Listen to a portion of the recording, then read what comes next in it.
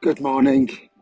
It's 10 a.m. on Sunday, the 10th of March, and this is the 32nd of 53 consecutive 5-mile walks from the Gresford Memorial Wheel to the Miners' Rescue.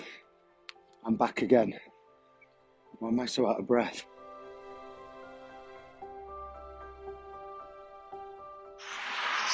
Today we continue to explore who was accountable for the Gresford disaster, with our focus on mine manager William Bonsall. But before that, 3 quick acknowledgements. Number 1, I hereby acknowledge my own incompetence for not considering purchasing waterproofs prior to this walking challenge. Number 2, it was my absolute delight to meet 2 of this challenge's key supporters at yesterday's trip to Morecambe. First, JB Eastside Hawk at the start, and then Colin Booth and his wife at the end. Lovely, lovely people, and one of the unforeseen pleasures of this walking challenge. Number 3, and on to business, an acknowledgement of the book which must be regarded as the seminal text on the disaster, Gresford, The Anatomy of a Disaster, by Stanley Williamson. At the end of this challenge, I'm donating my copy to the Miners' Rescue Library, which you can find up on the wall to your left as you walk into the cafe. It's in Williamson's book where he provides a dramatically rich description of the infamous encounter at the inquiry between William Bonsall, mine manager, and Sir Stafford Cripps, counsel for the North Wales Miners Association.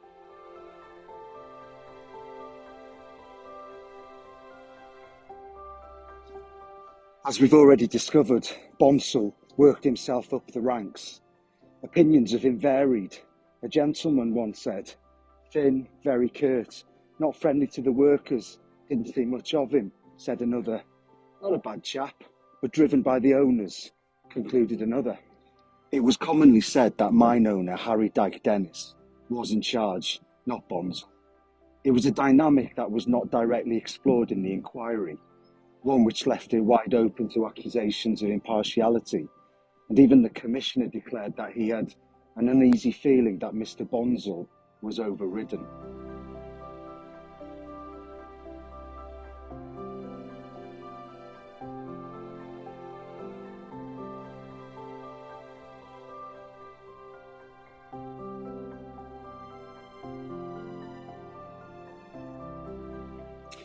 No shareholder or director of the United Westminster and Wrexham Collieries company ever had to appear and answer questions.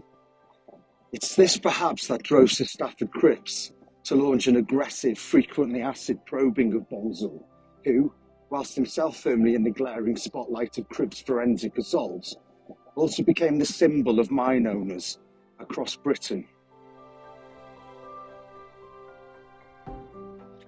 It's said by Williamson that Bonsall was visibly under stress before even being asked a single question by Cripps.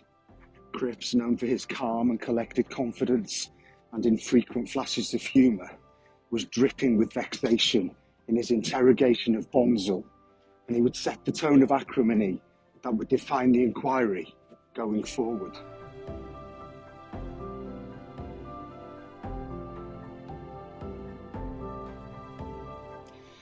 If the sight of politicians forever skirting around questions irritates you, Bonsall's evasions and sidestepping would no doubt have had you spitting feathers.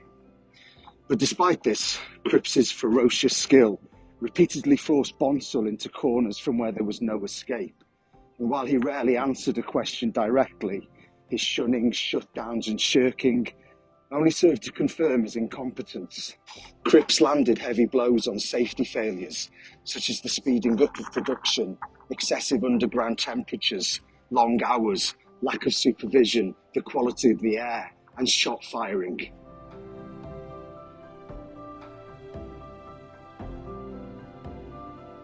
Such was the intensity of Cripps's performance that adjournments were called when the atmosphere in the room reached boiling point, and when it appeared that Bonsall was on the verge of complete mental disintegration.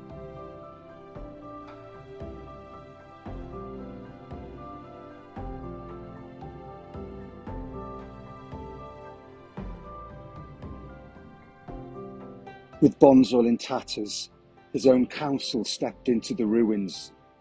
They shaped questions that allowed Bonsall to paint himself as a conscientious manager who always had the safety of miners at the forefront of his mind.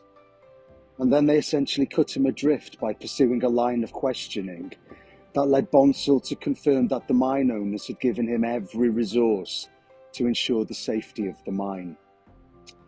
Cripps had already exposed his incompetence, and now he agreed that the owners had given him everything he needed to do for the job. And at the end of 4,000 questions asked over 20 hours, Bonsall was said to be in a state of near collapse.